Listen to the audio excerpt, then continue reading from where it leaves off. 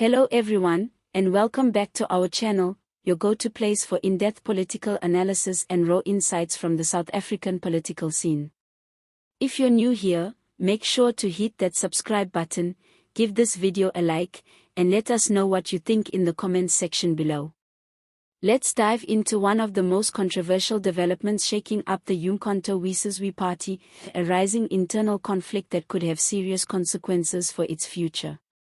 Today, we are unpacking the growing tensions between veteran MKP leader Mary Phadi and former EFF Deputy President Floyd Shivambu, who recently made headlines for his swift transition into MKP's upper ranks.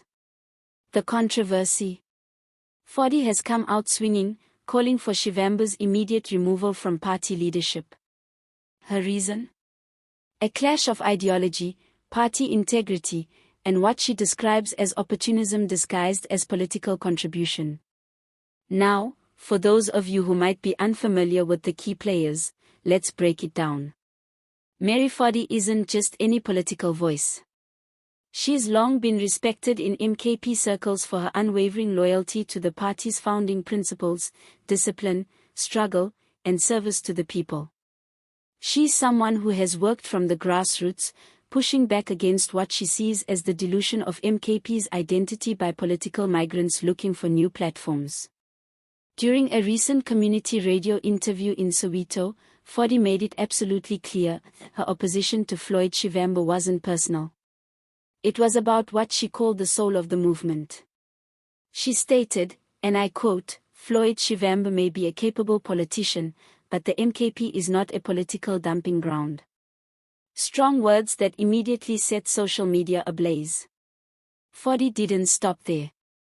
She took it further by warning that MKP's revolutionary legacy was at risk. She accused the party of fast-tracking outsiders into positions of influence, bypassing those who had long served and suffered for the cause. This, she argues, is not just unfair, it's dangerous. It erodes the trust of loyal supporters and turns the movement into a career refuge for ambitious politicians who no longer have space in their original parties. And let's be honest, the timing of her critique isn't random. The MKP has been riding a wave of growing influence since the 2024 general elections. They've pulled significant votes, especially from provinces like KwaZulu-Natal and Limpopo. The party's resurgence is largely credited to its appeal among disillusioned ANC and EFF supporters. But that same popularity has attracted political heavyweights, like Shivambu, who some believe are using the party as a new political home, or worse, a stepping stone. Now, let's talk about Floyd Shivambu. His silence on the matter has been deafening. Shivambu, once Julius Malima's right-hand man in the EFF, was a strategic force.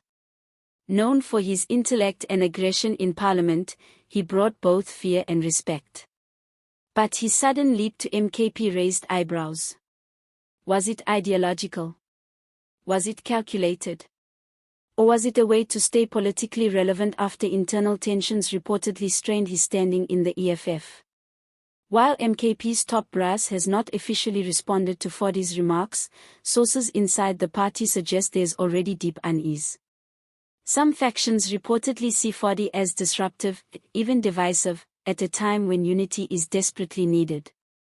Others argue she's the only one courageous enough to say what many longtime members are thinking, that the party is drifting. Political analysts are split. Some say Phadi's call is a necessary wake-up call. A reminder that ideological commitment must matter more than short-term gains. Others warn that this internal tension could backfire, pushing away talented newcomers and creating a toxic culture of gatekeeping. And let's be real, in South African politics, where party hopping is now common, no political movement can survive without finding a balance between loyalty and growth. But there is more at stake here than just personalities. This situation speaks to a broader crisis in South African politics, the erosion of ideological clarity. We've entered an era where political identities have become blurred, and power plays often override principle. When parties like MKP, built on the sacrifice and blood of liberation fighters, start to look like revolving doors for frustrated politicians, it raises serious questions about legacy, leadership, and the future. Now, all eyes are on the MKP's upcoming mid-year National Council meeting.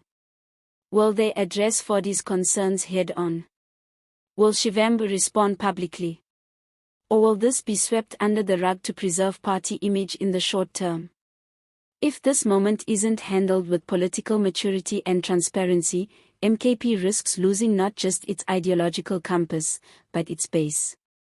The very people who turn to it as an alternative to the ANC's failings and the EFF's internal implosions. And in a political environment where trust is in short supply, even the perception of backroom deals or parachuted leadership can do irreversible damage. Let's not forget, the MKP rose from the symbolic ashes of uMkhonto weSizwe, the ANC's former armed wing.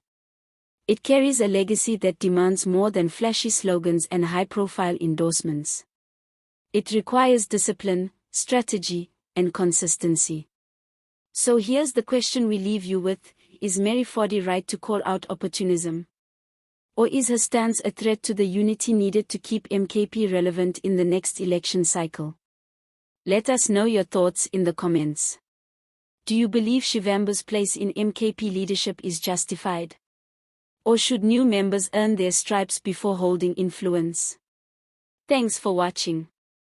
If you enjoyed this deep dive, don't forget to like, share, and subscribe for more long-form political analysis and the stories the mainstream often ignores.